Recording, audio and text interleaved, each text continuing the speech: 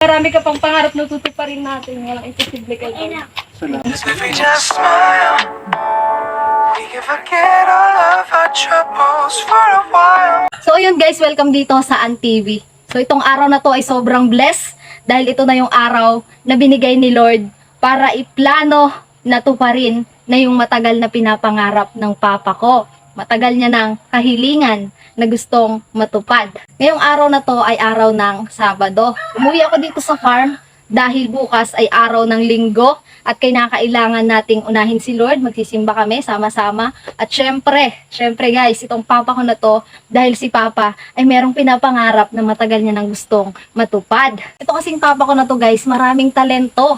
At isa na doon ay maggupit ng buhok. So ayun, gusto niyang i-enhance pa yung sarili niya sa paggugupit. Kaya pinapangarap niya na magkaroon ng simple lang na magkaroon ng pwesto na maliit lang, kahit kubo-kubo lang. Pero guys, bago yon ay kinakailangan makapaghanda siya ng kagamitan sa paggugupit.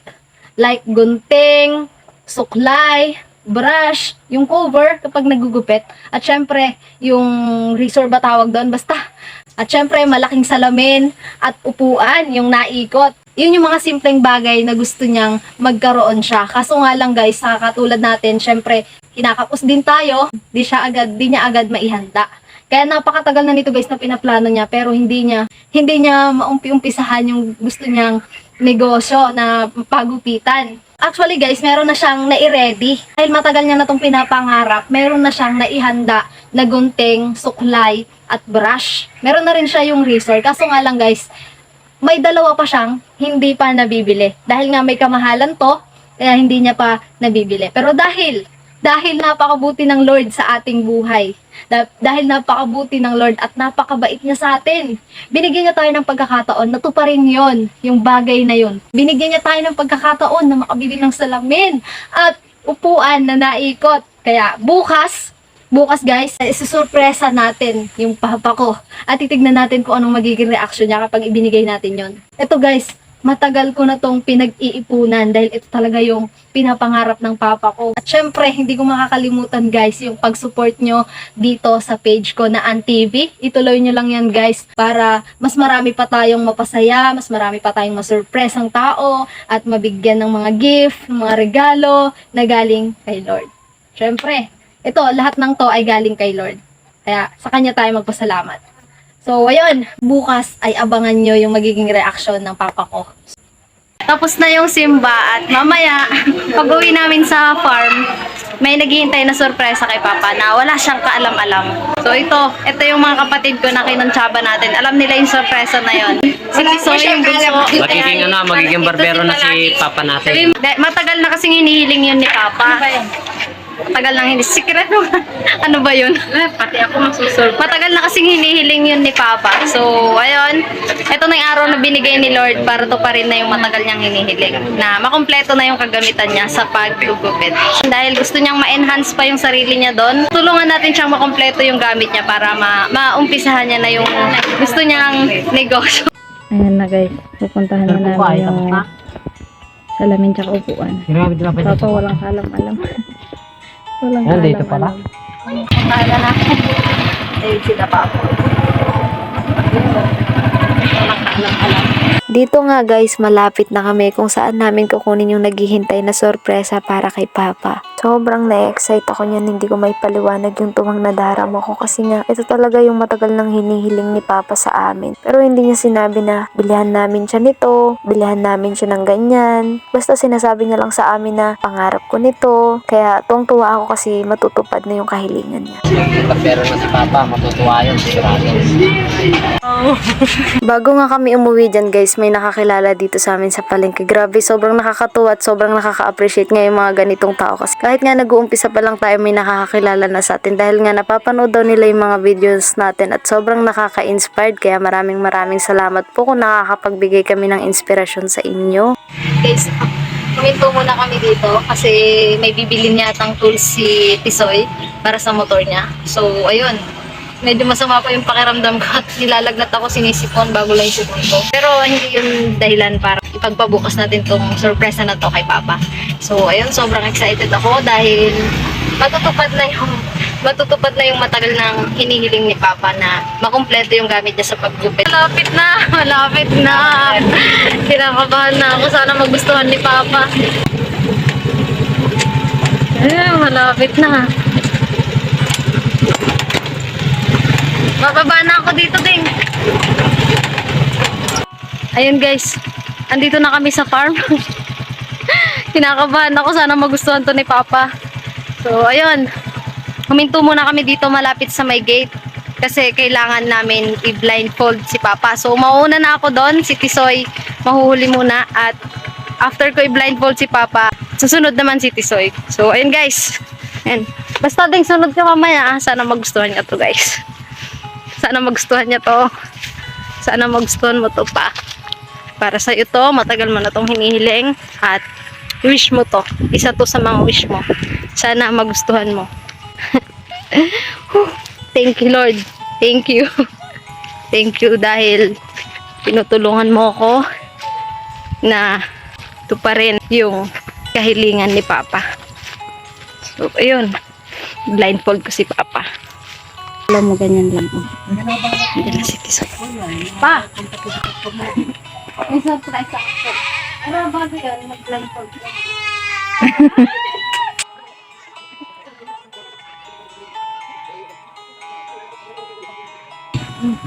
Hindi ka hirap lumakad, baka ako matumba.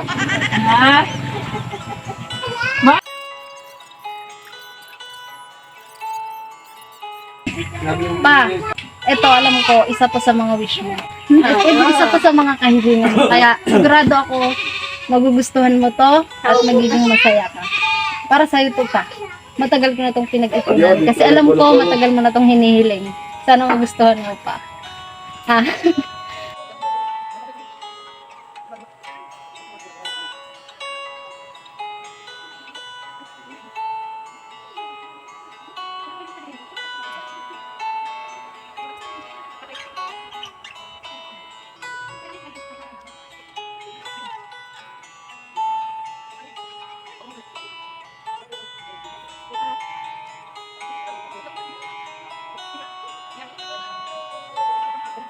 Ang daming... Saan ka na? Ready ka na ba pa? Ready ka na? Pasok ka dito. Pasok ka dito. And ready ka na ba pa? Sige.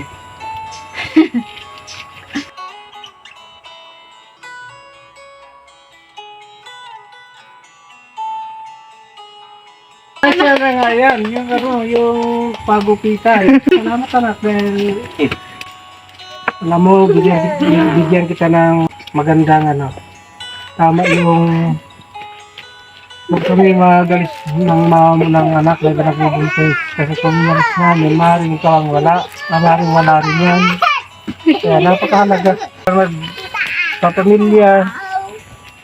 Huwag natin sabihin na ang mga anak ay problema ng mga magulang.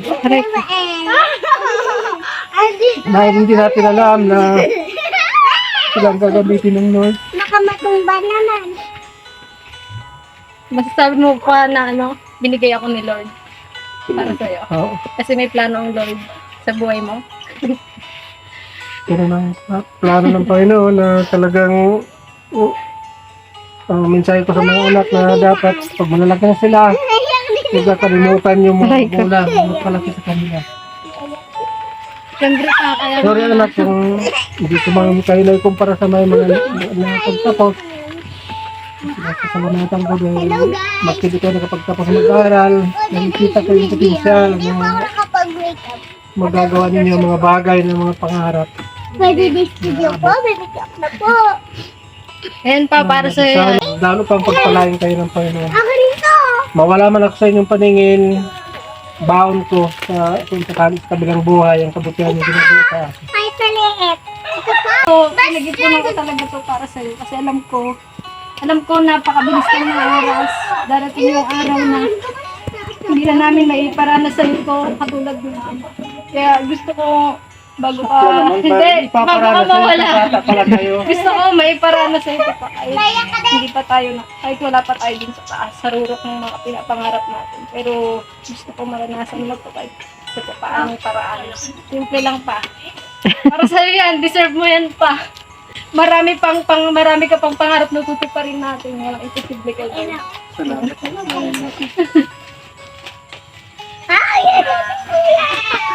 Deserve mo naman yan, pa.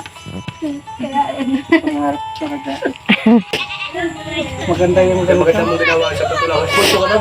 Isang babae po. Wala bahala dyan pa. Salamat ka pa. Magpasalamat ka sa mga viewers natin, sa mga sumusuporta sa atin. Salamat po sa mga suporta niyo sa amin, sa aming pamilya. Hayaan po ninyong dalangin ko na bigyan kayo ng mahabang buhay upang maabot pa niyo yung mga tao na kagaya namin. At hindi po namin ito makakalimutan. Saan man kami makarating, daladala namin ang mga bagay, ang mga magagandang alaala na ginagawa niyo sa amin. Hanggang dito na lang muna yung video at sana naging masaya din kayo para kay Papa. Gusto ko lang mag-thank you sa lahat ng sumusuporta sa page na to. Sana guys, huwag kayong magsawa na suportahan tong page na to. Huwag kayong magsawang manood sa amin ni Papa. Dahil hindi lang ito yung pangarap na tutuparin natin. Siyempre yung mga kapatid ko rin, mga pangarap nila, tutuparin natin yun. At yun ay dahil sa tulong. So yun lang guys, maraming salamat.